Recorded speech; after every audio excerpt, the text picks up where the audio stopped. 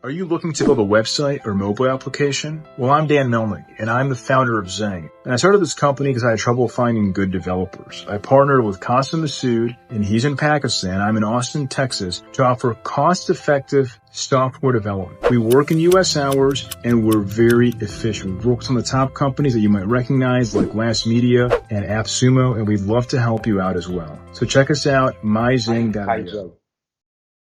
How are you? I'm great. How are you doing? Doing well. It's nice to meet you. Nice to meet you. Thank you very much for accepting my invitation and accepting to be on my show. It's great to be here. Great to be on the show. I have gone through your profile. I went through your website. I saw something that I have never seen before. All right, I want to hear it. So I thought to tell about something that I have never seen before to my audience. So can you please introduce yourself to my audience? Sure. It's nice to meet everybody. I'm Joel Oleson. I live in Southern California. I work for Sony PlayStation, and I'm a traveler. Yeah, I've just finished visiting every country in the world. So your full-time job is working in Sony and Sony PlayStation, and your passion is to travel the world. That's right. Yep. Love traveling. And you are a philosopher. Yes, I'm a deep thinker. I do, you could say, spiritual, but as well, philosophy, philanthropy as well. I love to help people. So by profession, you are a technologist, and as a person, you are more into reaching everywhere on the planet. So how do you define yourself? Yeah, so I've visited every country, but as well, I think in terms of how I define myself, that's an interesting question. I'm in technology, but as well, I'm curious. I like to see how things work. I'm very interested in culture and archaeology, and trying to understand why we're here, where we're going. Just trying to understand things. So have you found or understood the purpose of your life? Yeah. I would say that a lot of who I am in my character is it's a lot about perspective. So trying to understand other people and trying to help other people connect. Very much like what I've focused on in my life has been understanding people and understanding cultures and trying to connect with other people. I love networking. So 190 plus countries is not a small number. So what made you to do this, and what is that driving force? Yeah. So when I first started traveling, I was working at Microsoft, and my manager's manager comes into my office and he says, "Do you have a passport?" And I said, "No, but I'm willing to get one." And he said, "I want you to go to Paris to go speak at a conference." And I thought, wow, that sounds amazing.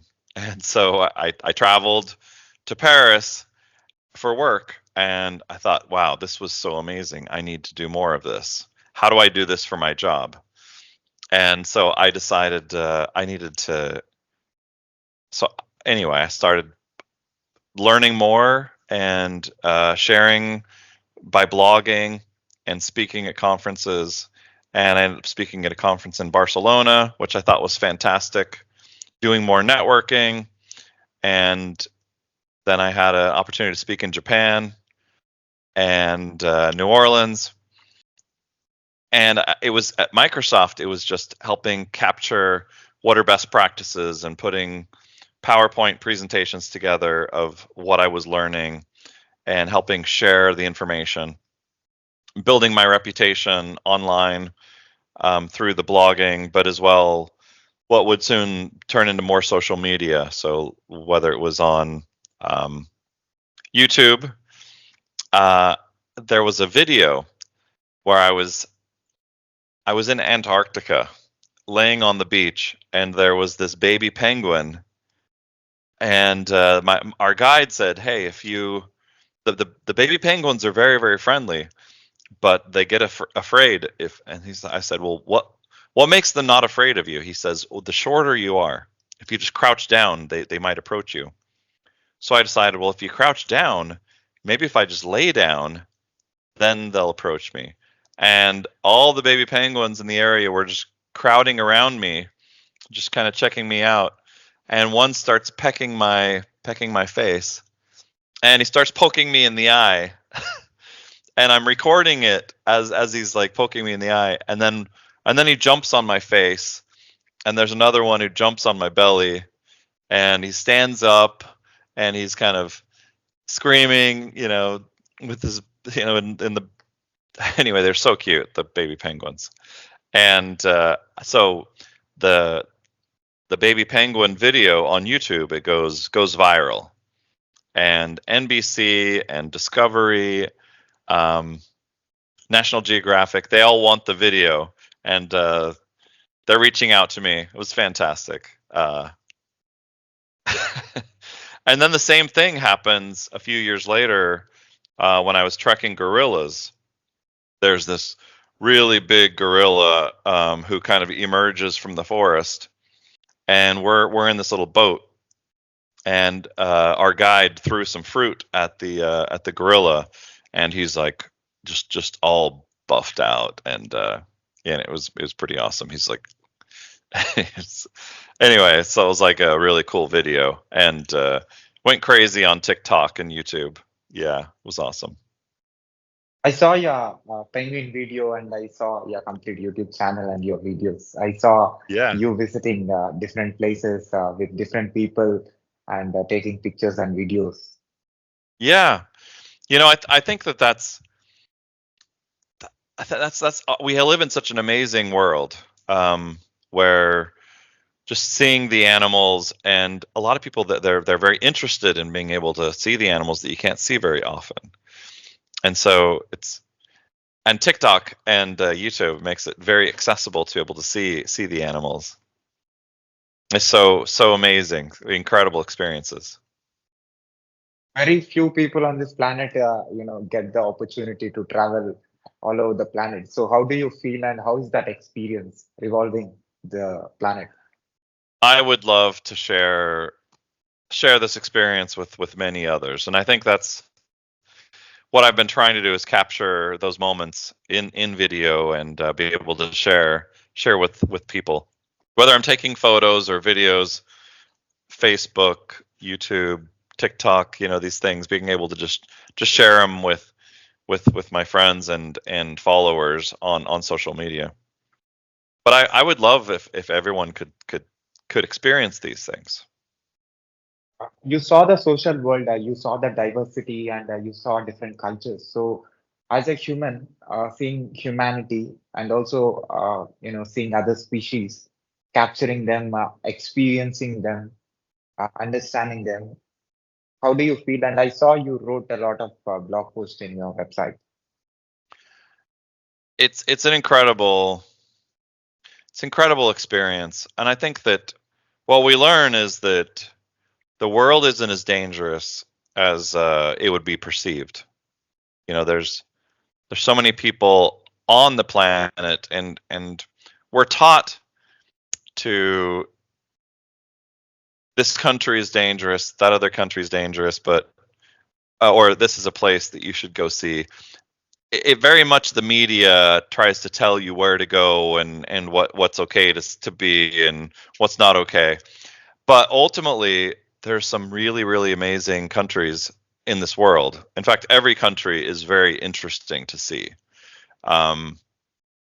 there's very few that I didn't personally find very interesting cultures, amazing food, and interesting animals. And I think we have a very amazing planet, and it's fascinating to be able to share these things with other people. Like, you talk about India and Pakistan. The I can't get enough. Like, there's so many different interesting cultures too. I would love, one of my bucket lists is to be able to go to every different kind of Indian and Pakistani wedding. I think that would be so wonderful. One thing, I've been to. I love Indonesia, and every time I've been to Indonesia, I get invited to a wedding. I've been to a Hindu wedding in Bali, and in Java, I was invited to a Muslim wedding, and it was such an incredible experience. So amazing. I'd love to go to like a Bollywood wedding. The with the dancing and the festivals. Yeah, the colors. It's so amazing for me. So, I think you are the only technologist, I think, on the planet to evolve or reach everywhere in the world. Uh, I think you can only give answer to this question. So, you by profession you are a technologist. You understand how things work inside the computer, inside the mobile phones and devices, and in real world you saw actually the actually nature created thing which is real. So how do you define or explain this virtual world versus real world? Ooh. So I do have a good friend that I travel a lot with, and that we finished it together. His name's Michael. But there are more astronauts who've been to space than have been people who have actually visited every country in the world. There's, I think the first person to finish every country in the world was only in 1988. So it's a very, very recent phenomenon. But there's more people who have now who have finished it, but there's still very, very few people. The virtual world versus the physical world. I think that's a fascinating question, and especially I think with artificial intelligence. Um, we one of the problems with AI is hallucination. Like, what is real? And there's a lot of people who even doubt, is the planet round? I'll tell you, I was just looking at my statistics. I've been around the planet 85 times. I've been 2 million miles is how far I've traveled. So when you think about that, it's like I don't have any doubts that his world is round, because I'm constantly flying, over the last 15 years, different directions, north, south, east, west, and even circumnavigated the globe. My son, I've got 3 boys, and my second oldest son, when he graduated high school, I asked him, I said, hey, if you could go anywhere in the world, where would you go? And he wanted to go to Singapore. And we found a flight. I found a cheap flight to Singapore. And I was like, hey, let's fly the other way. Let's continue on and fly the other way home. And we flew through India and Sri Lanka, Maldives, Oman, Turkey, Sweden, Iceland, on our way home back to California. So he was able to kind of see and experience that, going all the way around the globe, circumnavigating the globe. Pretty incredible experience. Very amazing. So coming to profession, working in Sony, what's your responsibility and what do you do? So at Sony, I'm in information technology. I run the productivity platforms, so like Slack, Zoom, Miro, Figma, the Microsoft platforms, Google, all the collaboration platforms. And I work with a team, a couple of different teams, ones that work on the Microsoft platform, as well as like the Google and Box and Slack for chat and meetings and files and collaboration. So we What's your provide the services internally. what's your background? Where you came from? Your background is technology, or you worked in other professions? Yeah. So I started a long time ago, but I worked at Microsoft for about 10 years, and then I worked for Blizzard Entertainment, working in IT. I was an IT manager at Blizzard before I worked at Sony. I worked at a variety of different other IT companies, consulting companies as well. Yep. So, with all the experiences that you have collected, moving to different places in the world, can I say if you work in AI or in advanced technology, your contribution or your inputs to anything that is going to make automation, because Yeah. you are not just a human, you are a human with a collection of cultures, because your Yes. sensors have Yes. collected a lot of information. The information that you are going to give is going to be extremely valuable. I really appreciate you saying that. And actually, I've been working a lot with OpenAI recently, and it's true. I think that every interaction I have with someone else, like I get in a taxi and real world experience. The guy has an accent, and I say, hey, where are you from? And he's like, guess, where do you think I'm from? And I'm thinking, and I'm like, Kyrgyzstan. He stops the car and he says, what? You know where Kyrgyzstan is? I'm from Kyrgyzstan. He's like, how did you guess? What do you know? Who are you? He was so blown away that I just guessed that he happened to be from Kyrgyzstan, and he was like, I've never met anybody who not only knew where Kyrgyzstan was, but would guess that I was from there. He's like, I'm from Bishkek. And so I pulled up on my phone my pictures of me inside of Bishkek, and he was so impressed, and we immediately had a connection. And I think that's one of the things that I feel like I can bring any interaction, business interactions. Somebody says, "Oh, I'm from Pakistan." I can talk about the time I was in Lahore.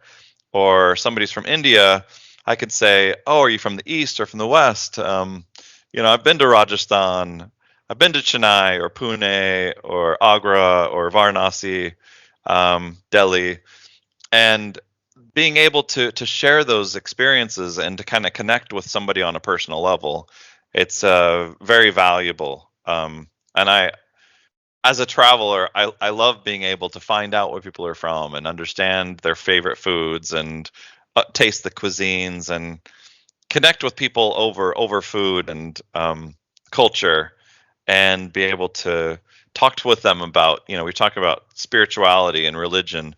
I love understanding like the depths of Hinduism and the Dharma wheel and Buddhism, and understanding meditation, and we have such a rich world, um, and people's experiences, diverse experiences. I just love being able to understand what makes people tick. I've studied psychology, and just understanding behavior and what motivates people, and that's kind of what fascinates me about cultures and groups. Is one of the things I've learned is, like, we think, oh, well, there's always two opinions.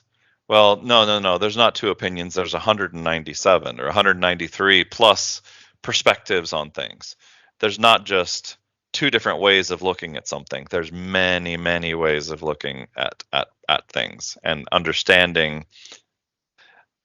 differences in culture, and the way people approach problems and problem solving. Very fascinating. So after completion of this number, what is the change that you observed in yourself?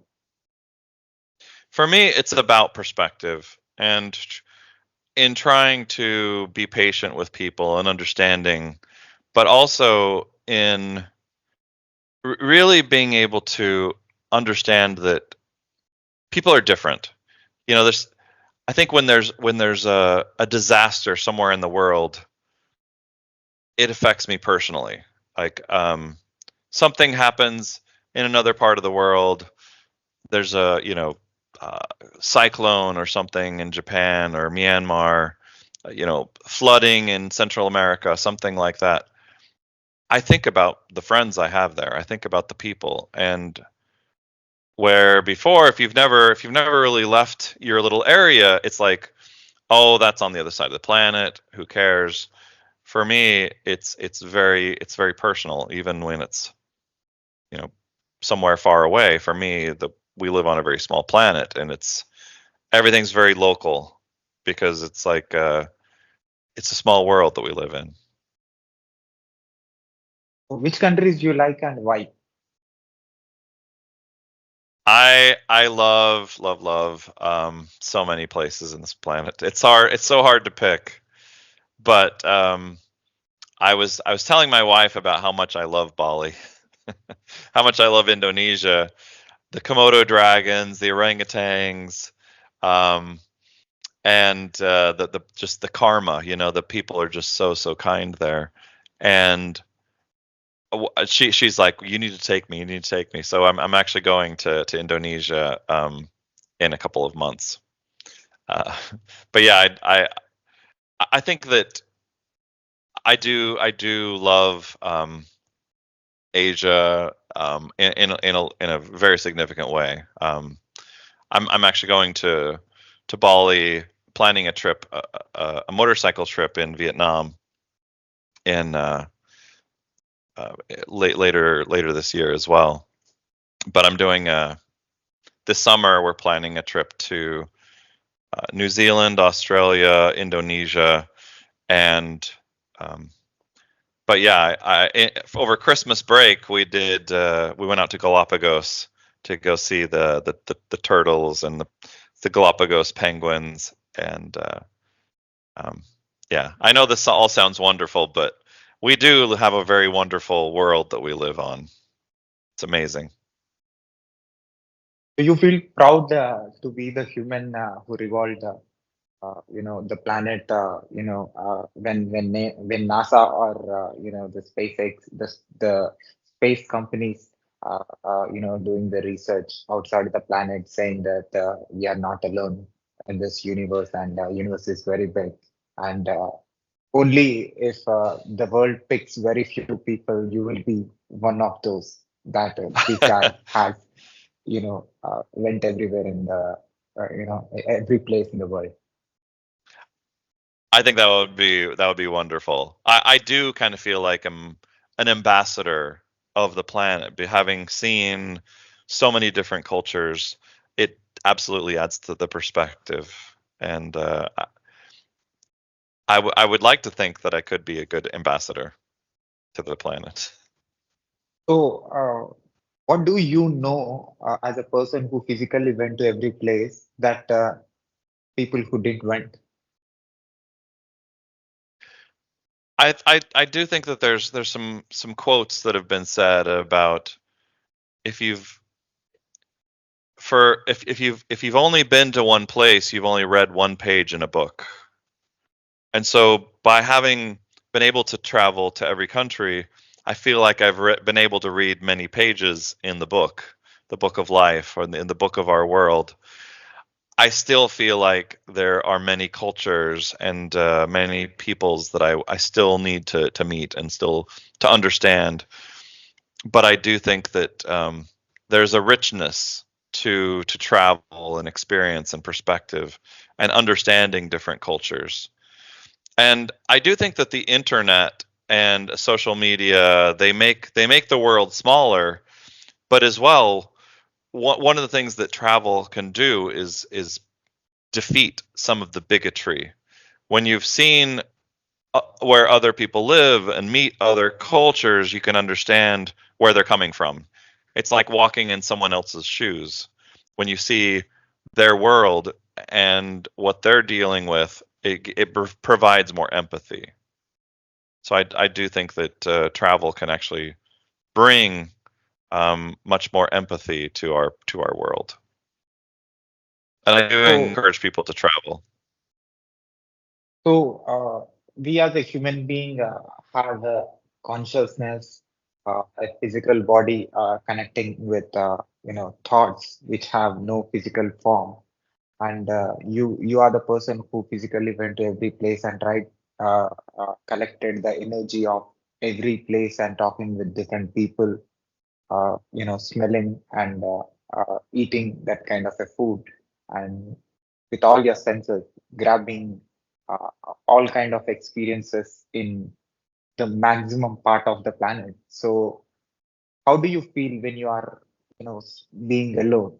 Like you said, you are a spiritual person as also a philanthropist. So, how do you feel? Yeah. What do you think that? The energy that you have collected, that is something which is very special that not many people can able to get that kind of an energy. I, as an example, um, they tell you, hey, you have to be careful about the water wherever you go. For me, I've kind of collected water. So when I go to another place, I try and drink some of the water because our gut, the gut fauna and flora in our gut, we pick up the different kinds of um, flora and bacteria from different parts of the planet. And so I feel like I'm kind of a bug collector, where I've been able to gather the bacteria from all these different places, and I probably have a very diverse gut. And so when I eat food, I don't get very sick, because I've built up such a strong immunity. So now I can eat street food pretty much anywhere on the planet, no problem. I can, drink water from a stream or from a city well or something like that, no problems. Um, so that's something that I've tried to do, is help continue to get a really strong gut so that I can eat amazing flavors and tastes and it not bother me. And I think as well, from a spiritual perspective, you talk about um, going to various temples and mosques all over the planet and be able to just meditate and collect some of the bits of the spirituality that come in meeting gurus from all across the world. I love it. Do you think there So is much a to learn. do you think there is a beyond energy which is making this happen? And do you call that as a God, and which is making all these things, this diversity that you have observed? Yes, I do. I think that um, all truth can be circumscribed into one great whole. And what I mean by that is there's different cultures, each have their truths, but those truths all kind of fit together. There's some things that may sound counterintuitive, but things like what we say, the golden rule of treat others well and they'll treat you well. There's some things that are just true everywhere. And across cultures, these things also are true. And even like karma, these things, they're eternally true. Um, and even truth in, we talk about the soul or the spirit of mankind, of humankind. Our ability to seek truth and to find knowledge and truth that essentially won't erode away. And in my travels, I've tried to visit some of these early man sites, like Göbekli Tepe, seeing the pyramids and the Sphinx, and even the Mayan pyramids, and Tikal and Chichen Itza. These places that there's a lot of depth, and being able to kind of sink beneath all this to try and understand the world's history, that and even bringing that world knowledge together. When you start talking about why now, it's an important time in our history of mankind that the world has never been smaller. The cultures coming together and bringing truth together, and being able to think about what's happening with AI. All of the knowledge of humankind for the first time together is actually being synthesized into one place, and AI is reasoning over that data. And essentially, this idea of being able to travel to every country and to essentially stitch together into a single brain all of these cultures into one. That's very, very powerful. And it does feel like there is some aspect of truth that and knowledge that can come from a collection of these experiences that brings a peace, and just bringing knowledge together and finding eternal truths. What do you say about Neuralink? Neuralink. I think Neuralink is fascinating, and I like that they're focused on people who have had spinal injuries. What I do think that we won't necessarily need surgery. Sure, it does feel like some of the competing technologies that can just set on your head. Um, I think that'll persist. I don't think it'll require surgery in the future. I think that Neuralink, while it is kind of focused more on, cutting out a piece of the skull and going in, it feels to me like some of the competing technology that just like is a little mesh thing you just put over your skull, and it can transmit using your thoughts. It sounds sci-fi, but it seems like it's realistic. These things will come and be more accessible. So you have visited a lot of historical places on the planet, and you have experienced it, touching it physically, like Yeah, pyramids, like you have mentioned, and also penguins in other part of the planet, that's right. Antarctica. So it's and going to Iceland and going to Oman and Sri Lanka, India, Pakistan. So you have a physically, you have experienced those things physically. So what do you think? You know, uh, you know, do you think that there was a world that was existed before your birth, or millions of years? Because we are, this generation or the previous generation, like the four generations people just are surviving on this planet. Just those things, these physical, buildings or architectures that you have saw, is representing or being the symbol, and saying that something happened before millions years ago, like there was dinosaurs, or there Right. was temples, or masjids, or or church, or these kind of things. Do you felt that, like when you are touching those things physically?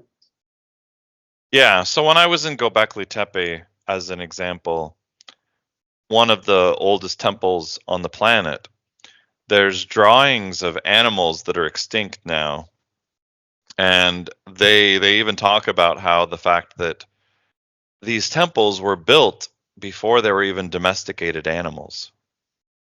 That essentially the animals themselves were aurochs. Before there was a cow, there were the auroch, and it's the temples themselves. They say they're at least 10,000 years old, and some of the temples as well in Malta. Some of the earliest temples in the world that were essentially buried and only recently rediscovered. And I was also in South Africa, where they have the Star Cave, the early man sites where they found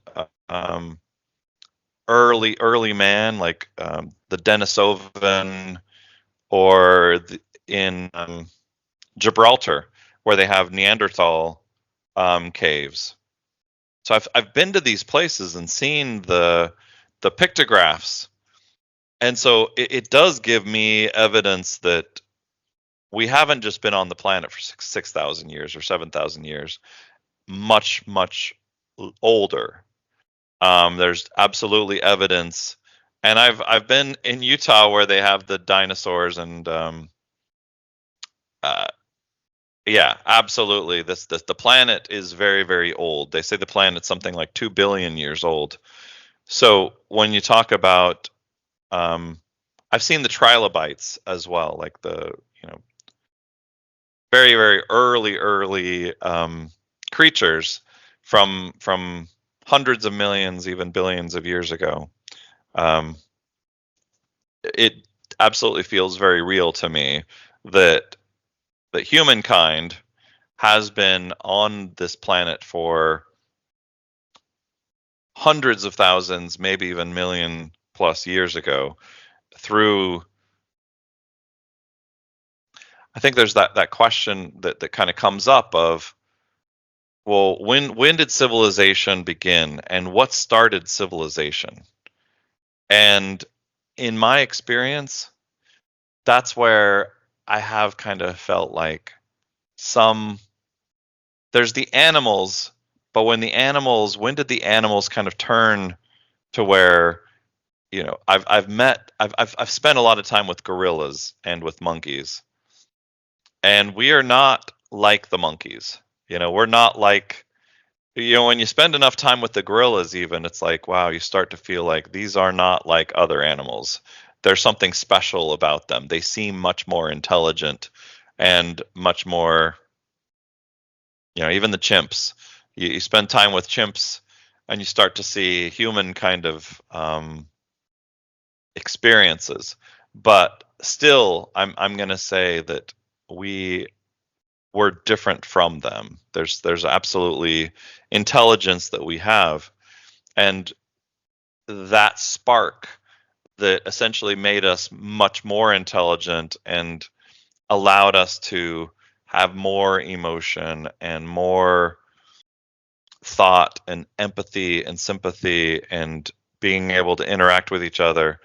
Our technology has helped us in a significant way, but something happened a couple 100,000 years ago where we accelerated in a very fast way, and especially with language. And one of the stories that I really like from Chinese mythology, they talked about, in the beginning of civilization, there was a time when we only knew our mothers. We didn't recognize our fathers. And the intention here was, and this is kind of in Chinese mythology, this idea that there was a time when people only knew their mothers because everybody was kind of getting it on with everybody, right? There was no pairing off. And that there was something that came from this higher power who essentially said, you need to pair up. And there was this knowledge that was received on a mountaintop where they had the first marriage and where they started pairing up, woman and man. And now you had a family and people actually had the first father. And this idea of a first couple then becomes very important, because now, before that, there wasn't couples. Before that, there wasn't families.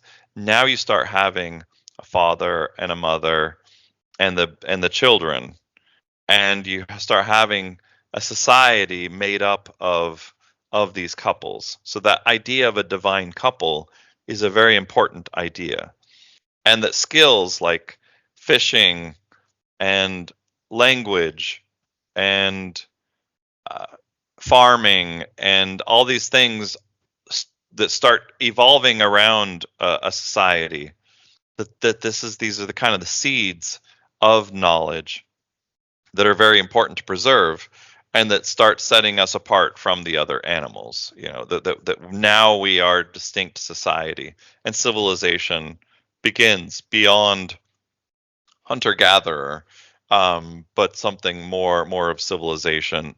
And even this idea of the temple, and starting to track the seasons, because we need to track the seasons to understand when to farm and when to plant and harvest and so on. And the skies become that much more important as well.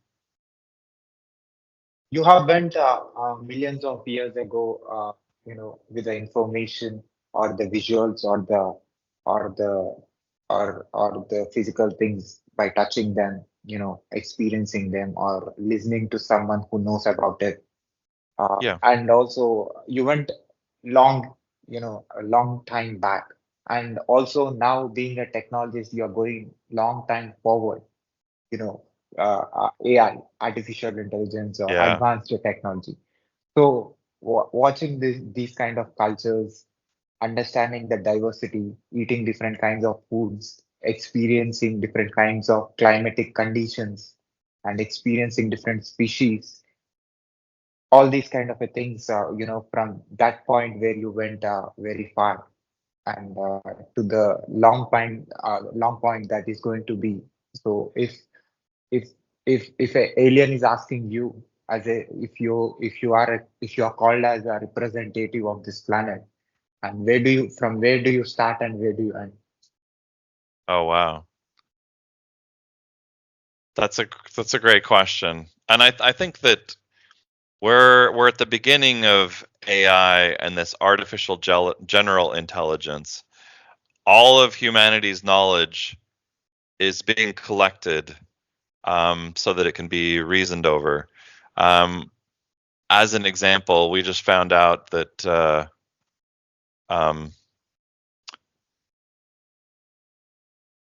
there's entire data centers that are now being collapsed onto a single chip. Very high powered, these AI chips. Like, computing power has accelerated by 1 million times in such a very short period of time. Now, as it relates to me, I think that we're going to see technology accelerate very, very fast. And so I think as humans, our ability to ask questions, we're going to be soon. I think it's this idea of today we take lots of pictures.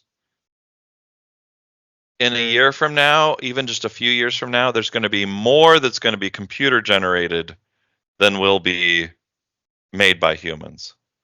And even today, as an example, we have so many books that are written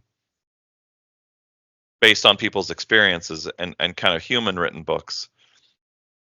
The world's knowledge will be at the fingertips of AI.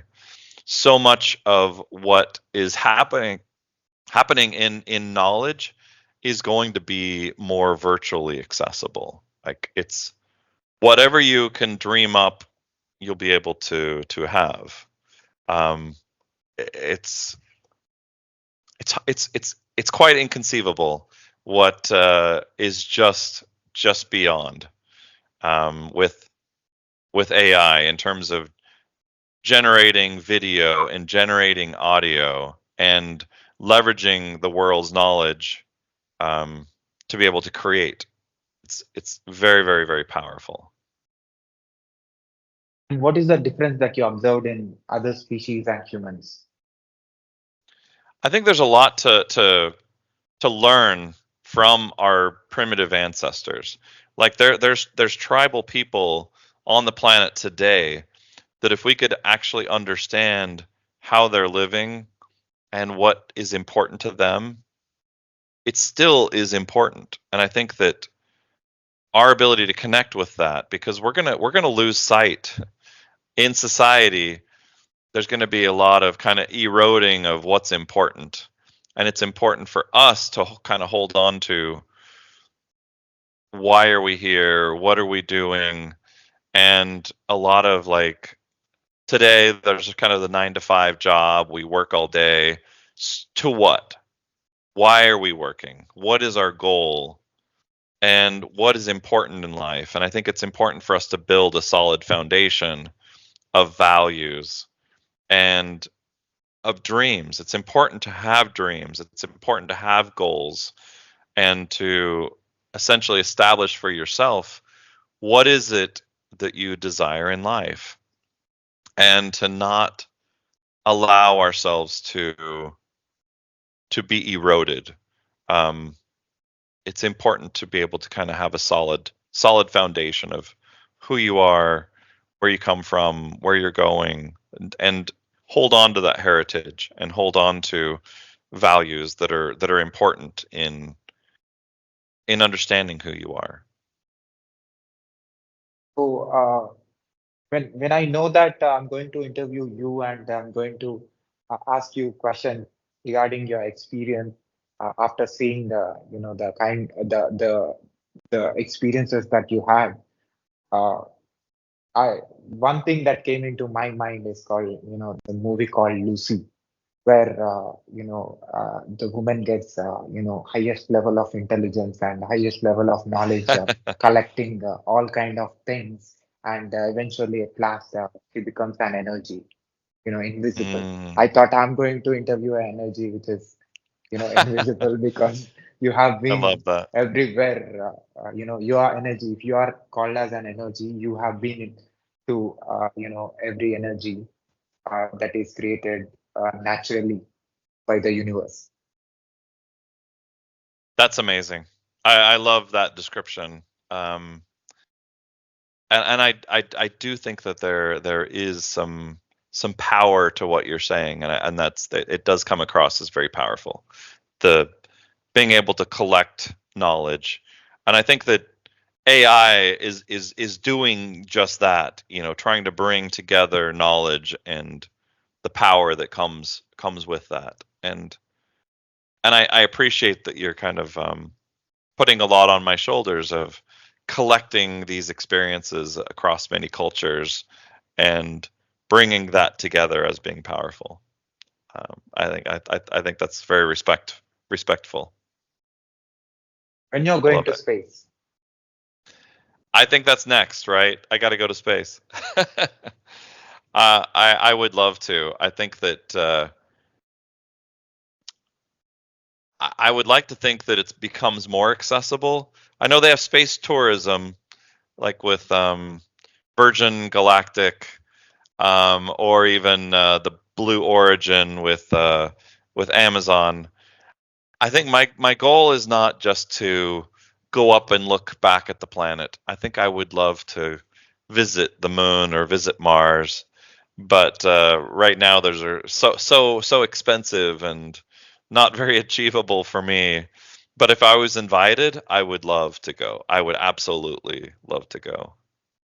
Yeah. so, when I interviewed a expert from NASA, who went to from some amount of distance from the planet, the question I asked him is, what kind of energy that you have felt when you went above the planet. Mm. So the same question that I want to ask you, what kind of energy that you are feeling after completing all these places that not every species can, not as in not just a human being, not every species gets this opportunity to be physically everywhere. Yeah, and I would say, I would absolutely recognize it as being very special. Um, Somebody was just asking me like, what does it feel like? What is that experience? What kind of joy was it that when you visited the last country? Last country for me was Libya, and when I landed in Libya, I was leaving from Egypt, and I love Egypt. So I was flying from Egypt into Tripoli, and when I landed and I'm entering the country, it was this flood of emotion of like, wow, I've been able to visit every country. What a wonderful blessing, and brings tears to your eyes. Like, wow, it's amazing. I can't believe this. I'm a changed person, and I absolutely recognize the blessing that it is to be able to accomplish that. But also even in allowing me to do this in my life, I feel very, very blessed, and my heart is very full. And I think that the spiritual energy that comes from that,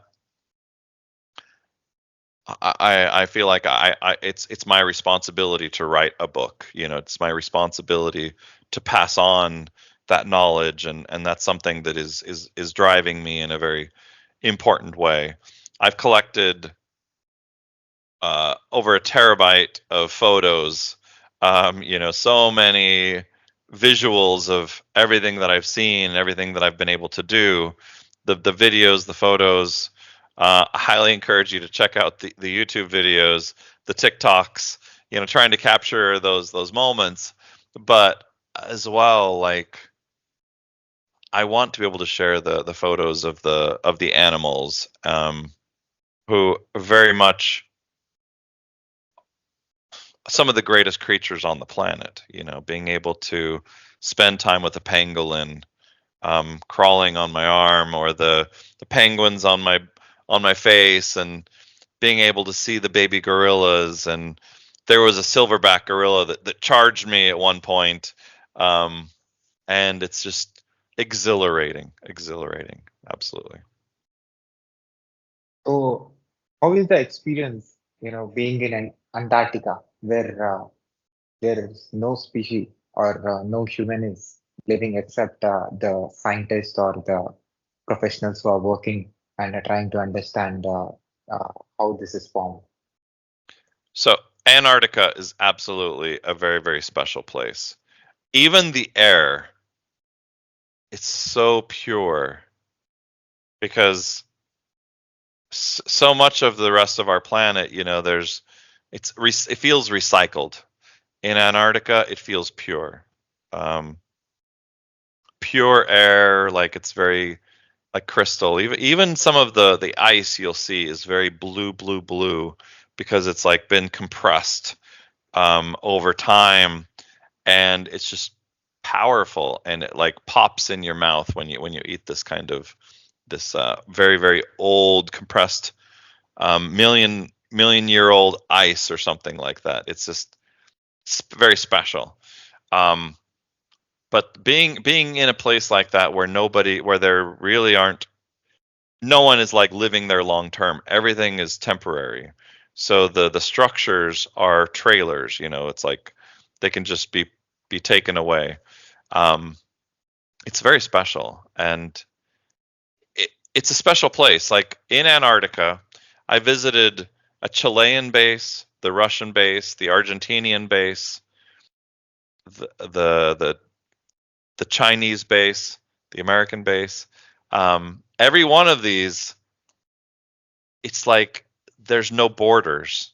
It's a special place. It's kind of like being on the moon, because there's not different countries.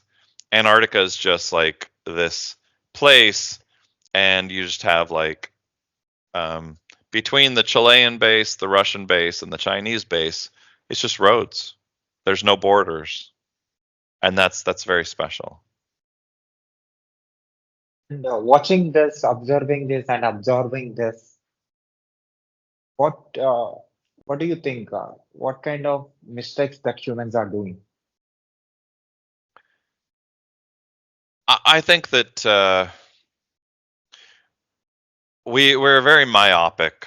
We have all these social structures on what is a country, what is a border, and even the wars. It feels like, why are we even having these wars? We're just having arguments and we can't settle things. It feels like we're very primitive.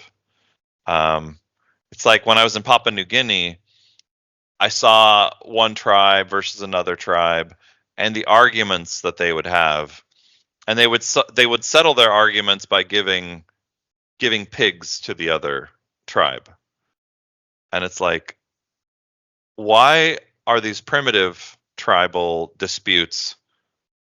We look at them and we say, oh, that's so primitive.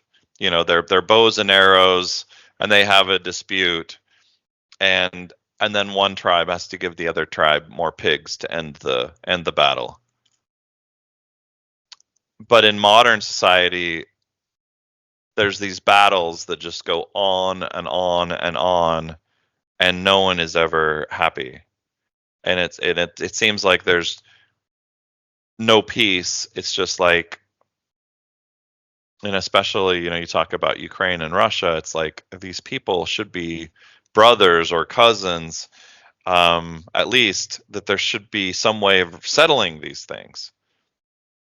But especially Israel Palestine as well, it's like these things just escalate and more people are dying, and it hurts me, to be able to see what there should be some kind of resolution. And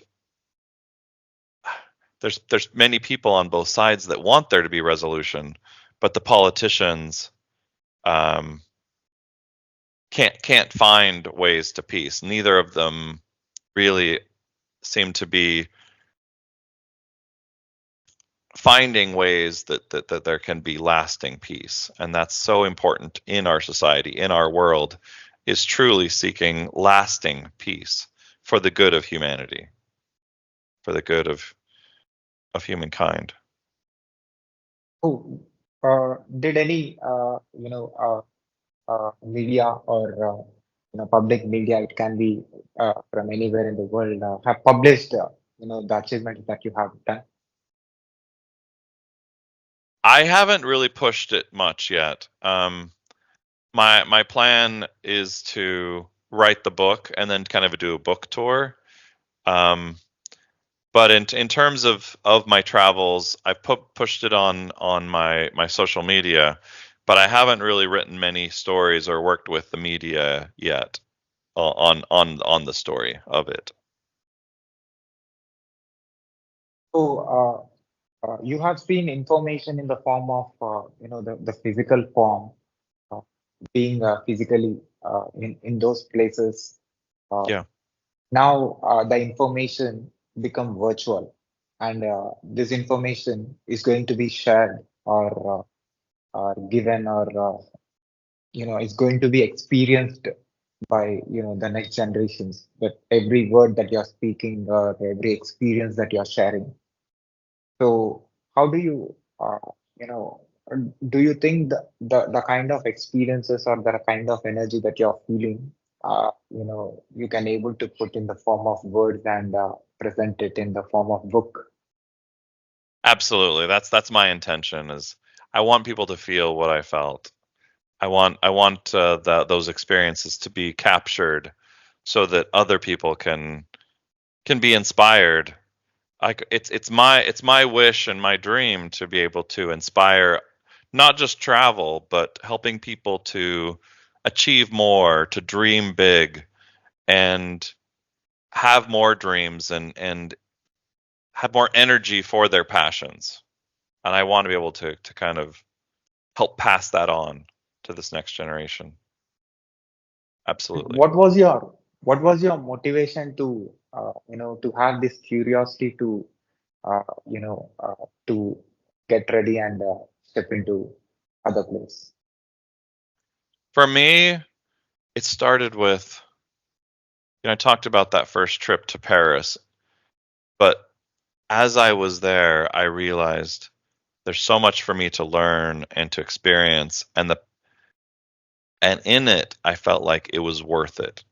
And I think it starts there, of like, when I traveled, it was like, wow, this was so amazing, so incredible life experiences that I wanted to capture, and I wanted more of it. And so then it was going to the next place and going to the next place. And after having been to like 40 countries, I was like, I need to go to 100 countries.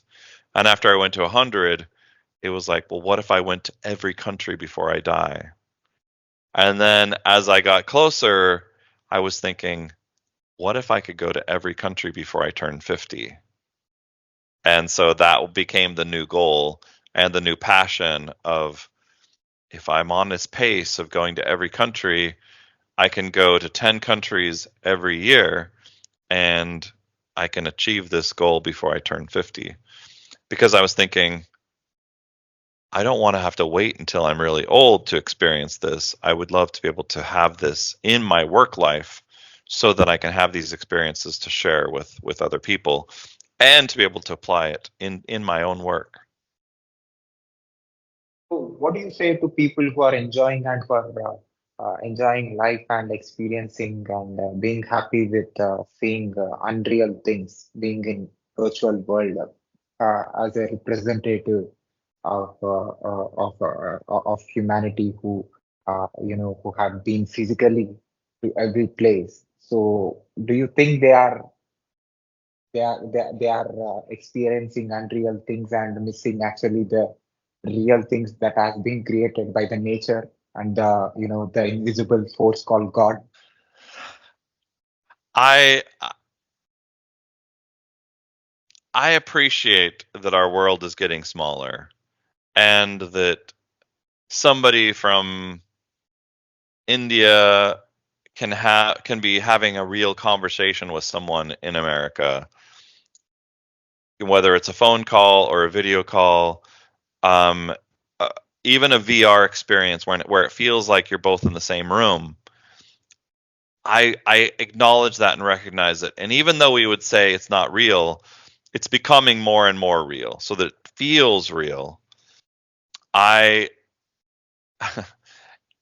in my travels when I went to India and Pakistan, Bangladesh, when you do that for the first time, there's the spice, there's the food, the hustle and bustle, even just being on the roads where it's like I like kind of describe that the travel experience of all the honking horns and it feels like a river to me where you've got you there's very few places around the world where you can kind of feel modern transportation like in those really big cities in India. Uh, it's a really amazing experience, and while you may be able to see that on a video, it's another thing to experience it in physical, being in a tuk-tuk or being in a truck or being in an ambassador. It's it's something that I wish everyone could experience, but I know that that isn't possible for everyone to experience it, and that's why I want to be able to try and capture it on video, to be able to help people to be able to see what that's really like.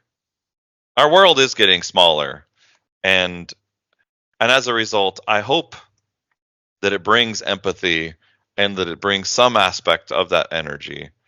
But I think that the passion is real, and that energy can be passed on and strengthened across the world.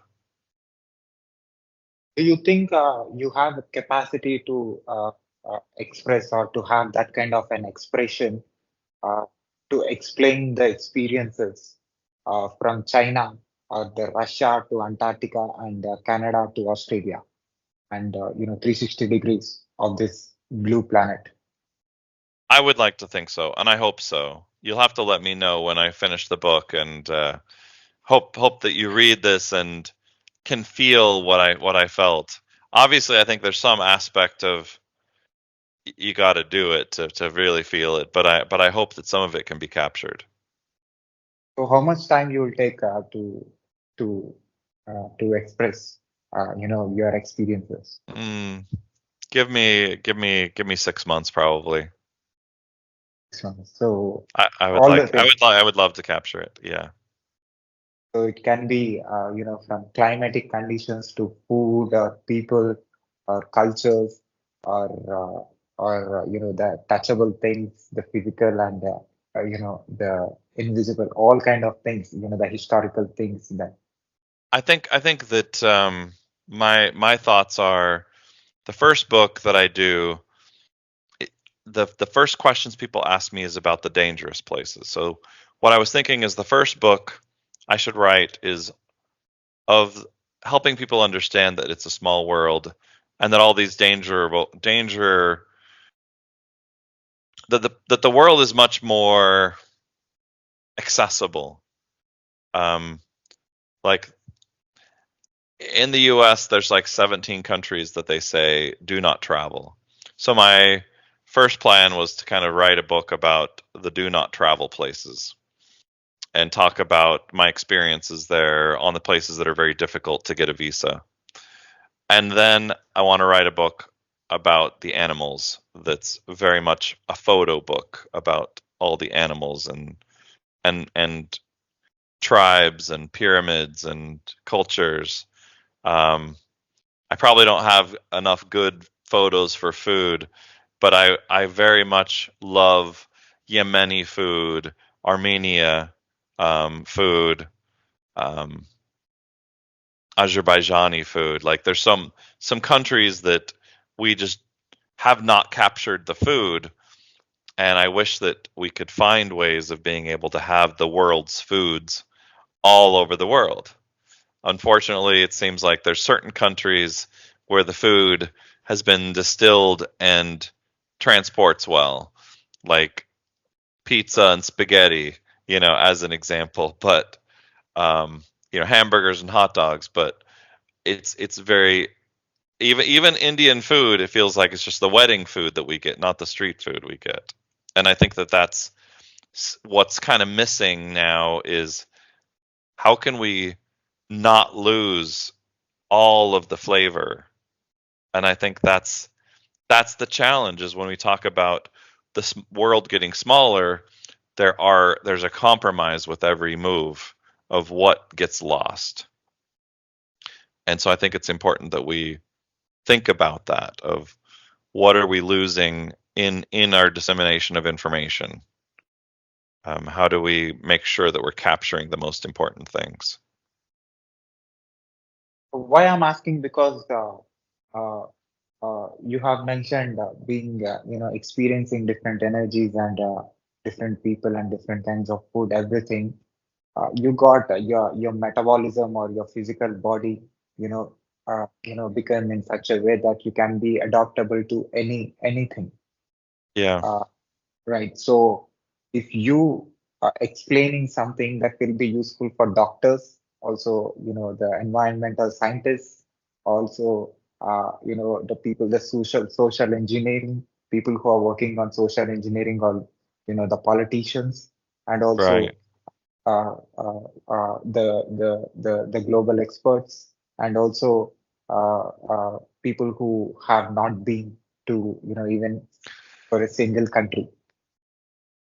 Right. I would love to make myself accessible. If there's somebody who wants to study my gut flora, study, the metabolism and the energies, I'm happy to to work with them, help help help be able to better understand and make our world a better place. So, as a global species, what is your message to the planet who's watching and listening to this? And also, if this video or this audio is recorded or saved or stored in any kind of a storage device, and if other planet, with other planet species or aliens are watching and listening to you, and that particular thing that like our NASA experts are sending different kind of visuals or symbols or kind of languages, putting in satellites and sending it in order to make, if there are other species on this, other parts of the, universe, in order to let them know that we are here, giving that audio tape, saying that, the general words in different languages from different parts of the world, collecting that kind of a device, that information, sending what you will send, what kind of information as a global species. So that when the astronauts go up into space and they look back, they say they don't see the borders. And I think that in my travels of being able to go to every country, I have a similar message in that the world is wonderful and we have so many cultures, but when we put all those cultures together, it's still one planet. And I think that that's so important as well, that together we are one. We are ultimately one species. The Cro-Magnon man, the Neanderthal, Denisovan, Australopithecus. We are only one species now. We are one. Skin color doesn't matter. Nationality doesn't matter. We essentially are a melting pot where we're one planet. We are Earthlings, and it may take another alien species to show up so that we can all of a sudden say, why are we bickering around stupid border disputes or ancient disputes that we've had, where it's like what really matters is that we are together and that our knowledge is preserved and that we're helping each other. That even how I was kind of starting this is that karma and the golden rule, that those things are eternal truths, that we want to be treated with respect, and that we should treat others with respect so that we can, and that really what matters on this planet is love, and that we need to understand that love conquers all. This absolutely is the message, that we should love each other, love your neighbor, and to essentially embrace, hold hands, and be connected. And that we live in a wonderful planet. Like this planet is the best planet in the universe that we know of. We have not found anything better, and even we could probably research for the next 100 or 1,000 years, and that this planet is the best one we'll find. So I think that it's very, very important that we preserve culture and that we recognize heritage, but that those differences don't set us apart. They actually make us special, and that we need to recognize differences, but not in a negative way, in a positive way.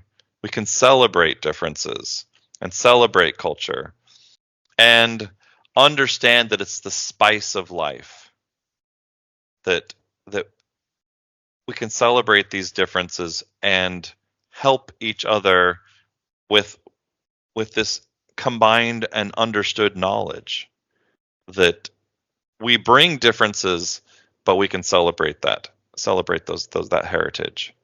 It doesn't need to separate us. I tried to capture the big size of the experiences that you have, which is traveling to everywhere in the world. And unfortunately, I was not able to explore you as a professional who is working in Sony. But I thought this is something which is very big, which connects to everywhere or everyone, or no matter which profession they belong to, and what age they belong to, and from which culture they're coming from. Sure. So in the limited time that I have, the time No that you problem. have given me, I try to capture as much as possible. And what is I your appreciate it. experience?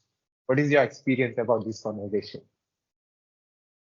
I think it's a very exciting time in technology. It's an exciting time to be living with AI and where we're on the cusp of the world's knowledge in the palm of your hand.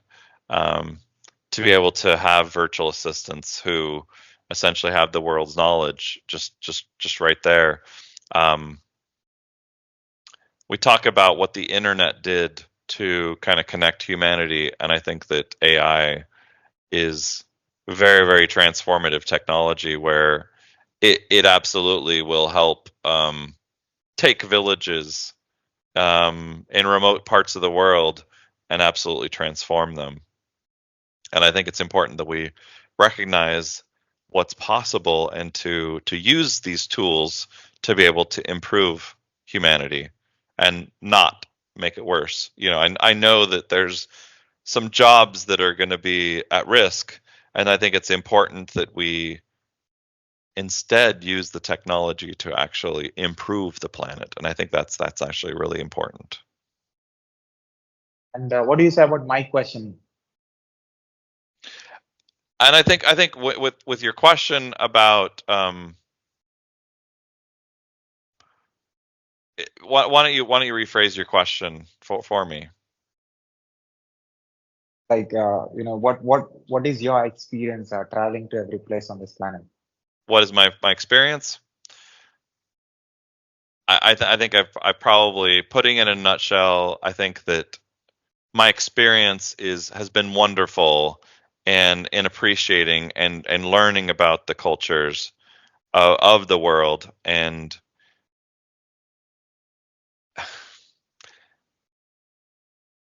kind of just recognizing that every country has something to contribute. And I think it's important that we instead use the technology to actually improve the planet. And I think that's actually really important. And what do you say about my question? And I think with your question about why don't you rephrase your question for me? Like, what is your experience traveling to every place on this planet? What is my experience? I think I probably, putting it in a nutshell, I think that my experience has been wonderful and in appreciating and learning about the cultures of the world and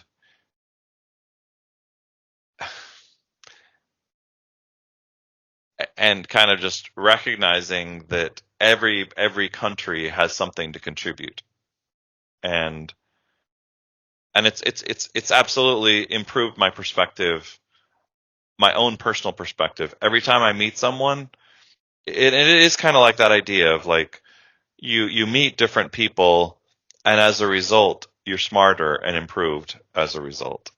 It feels like the same in my travels. Like before I went to Canada and Mexico, I just knew America. I then go to Canada, now I understand what Canada's about. And same kind of idea. When I go to Russia, it's like, oh, everything I knew about Russia was wrong. Now I've met Russians and they're just as afraid of me as I was of them when I was growing up. And they had bunkers and we had bunkers, and it's like, wow, okay, now I understand that fear is not required and that we can become friends. And I think that that's part of it. It's like breaking down the barriers, breaking down the walls of understanding that, you know what, we're not that different, and that we can be friends and we can essentially have good relationships with each other, and we can be part of the same family, and that's And important. one important question. Elon Musk is working on space project.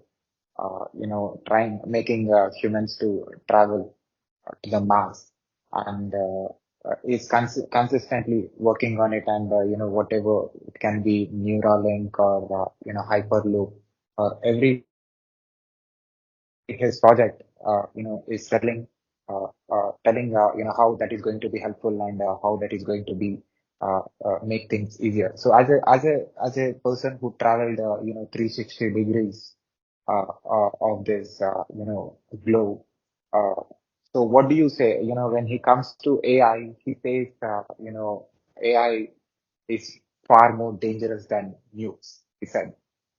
So what do you say about AI? Because your observation, because you have experienced different people in different Yeah. cultures. You know how people talk. From the ground level to the highest level. Being in everywhere. So when it comes to the construction of AI, people are working on it. The top technology companies are working for the next generation and trying to uh, give the information to the next generations. So your perspective, you know, uh, studying 197 perspectives will be completely different from So what is that perspective? Can you tell that the collection of 197? All right. So let me start with Mars. I understand where he's coming from of why Mars. Basically, he's looking at Earth and saying, and from a technology perspective, we kind of see things as imagine Earth is our hard drive, and we have a problem with it, whether it's an asteroid coming at it or whether it's some crazy disease that wipes out all of humanity. If we can have fault tolerance, having another hard drive, that way if one goes bad, you've still got another one. And I acknowledge that. It's like we want to reduce fault tolerance, being able to have multiple options. Now, even if one is not as good as the other, and I think that that's the thing we understand is that Earth is designed for humanity. We're absolutely better off being on Earth. There's no question. If we can have humans being able to create a base on the moon, if we can have um, a city on Mars, that would absolutely be wonderful and amazing. And I absolutely see that as well, of being a spacefaring civilization, like a Star Trek kind of experience of humanity uniting to be able to support civilization in other worlds. So there's some people on the planet who say that's stupid. Why would we do that? I don't agree with that. I think it's important for us to become a spacefaring civilization. We will learn more from science. We will progress more as a society. As it relates to the rest of the world, it is this kind of space race, and it's actually, you know, China versus Russia versus the U.S. and the European Space Agency as well as India. It's exciting to see who can get humans back to the moon as an example. It's a great thing. It's good for civilization. Absolutely. And about AI? And I don't think that we should see the language based like ChatGPT and Copilot. I don't think we should be afraid of that. I do think that is going to help us from a language perspective. It's going to help us from a creativity perspective. I think that from a civilization perspective, we need to be careful about not, understanding copyright and trade infringement and these kinds of things. And we need to be considerate of the creative aspects of it. But I do think within a year or two, it's going to be creating some of the most wonderful music. It's going to be creating some of the most wonderful poetry, and even videos. I think that the power of what it can do. I know there's a lot of people who are worried about, it's going to put a lot of humans out of business, but I think that from a content perspective, there's many wonderful things that will come out of it. And those who learn how to harness that can really help launch them further in their careers. I think it's a good thing. And I know it's scary for a lot, but I think it's a very good thing in terms of what it can do for us. At last, I did masters in software engineering, also bachelor's in Okay. computer science and engineering. Right now, I'm working as a DevOps engineer for a UK Nice. company. So that's my full-time role. Apart from that, I'm interviewing experts like you and experienced people like you who are doing great things in their lives and being inspiration for to the world, being in different professions. So more than 100 countries experts I have Wow. interviewed in last 3 years. So that's, how traveling is your passion. Yeah. Me trying to explore, virtual travel is my passion. I love it. I love it. And And thanks for the gift you bring by capturing these. I'm sure there's many wonderful people who love what you're doing and are able to kind of consume these podcasts and learn and grow from them. And that's what my question that is going to be very important for me. And I'm going to save this clip, this particular answer that you're going to give. You have been into 197 plus countries, and you saw people, you saw places, you experienced. You are the collection of everything. Your collection of data. So me, I have interviewed like 100 countries, human beings, like who Yeah. has different cultures, who came from different backgrounds, who has different color, who has different things to do, the kind of, the language that they speak. So I experienced it as I wondered I was curious to know how they are thinking and what they are doing in the other part of the planet. So, so what is your observation about, my work, me, exploring minds? You are exploring places Mm. and exploring minds of different, humans on the planet. I think it's a gift. So I absolutely recognize podcasts as being able to have this kind of long form interview of being able to capture knowledge and experiences and being able to share those. I love podcasts. I think it's whether it's a video podcast or just audio, it feels like it captures knowledge, it captures stories, and be able it really contributes to people being able to learn and grow, because people, they hear these stories and they think it inspires them, it sparks something. And I think it is those little sparks of like, hey, I want, because I heard this, I'm going to try this. And that idea of spark of creativity, or you know what, that guy, he grew up in a small farming town and he was able to visit every country in the world. Oh man, maybe I can do this too. Maybe I can do this other thing that I want to do. And it's like, yeah. There was a guy who was a rock climber, and he free climbed El Capitan in Yosemite. This crazy, really, really large rock, and him doing that, and people say, "Oh, should other people climb rocks?" It's like the intention is not for everyone to climb big, massive rocks.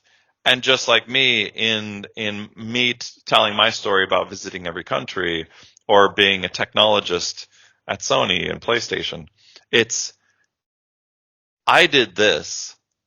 You can dream and you can experience many wonderful things too. And dream big and realize your dream. Do hard things. That is absolutely the message. You can do hard things. You can achieve great and wonderful things. And a podcast like this, absolutely. designed to inspire, enrich people's lives, and help reach the small person in a village and say, "You can do it. You can do it," and just inspire. I love that. It's just create sparks everywhere. Words coming from your mouth, it's going to impact a lot of people who are going to listen this and who are going to watch this from anywhere in the world. Uh, Joel, thank you very much again for being on my show and giving me opportunity to ask you a few questions. Can I put this video on my YouTube channel with your permission? Absolutely. And also, Happy to. Yep. And also, can I put this video and audio clip on my social media podcast, website, everywhere in the internet with your permission? Absolutely. You have my Can you permission. can you share your online presence to my podcast listeners? Can you spell it? Yes. You want me to put it in the chat, or how do you want me to? You want me to say it out loud? Yeah. So Podcast my YouTube.com/Joel Oleson, JoelOleson. My Twitter is JoelOleson. I'm also on Facebook, Instagram, LinkedIn, all the social media following TikTok.com/Joel Oleson, JoelOleson. So happy to connect and be able to have follow-up conversations with many of you. You have website as well. And my travel blog is travelingepic.com, travelingepic.com. And my tech blog is collabshow, collabshow.com, collabshow.com. So your blogs, contains the web links of all other social media platforms. That's correct. Okay. That's correct. Yes. So Much easier to find me. I'll share your website links on the screen, also in the description, also in my website as well. People who visit my website or watches this video on the YouTube or social media can able to reach your websites and can see the travel experiences that you are sharing with your articles and with your videos. And I'm sure your book is going to create a big impact. And I appreciate that. I want to interview you when if you give me opportunity again after completion of your book. I want to present your book. I interview you and how was that experience writing it and telling to my audience. Excellent. Let's definitely do that. Thank you very much, Joel, again for your time. Thank you. Thank you so much. Thanks. Take care, sir. Bye. Yep. Bye.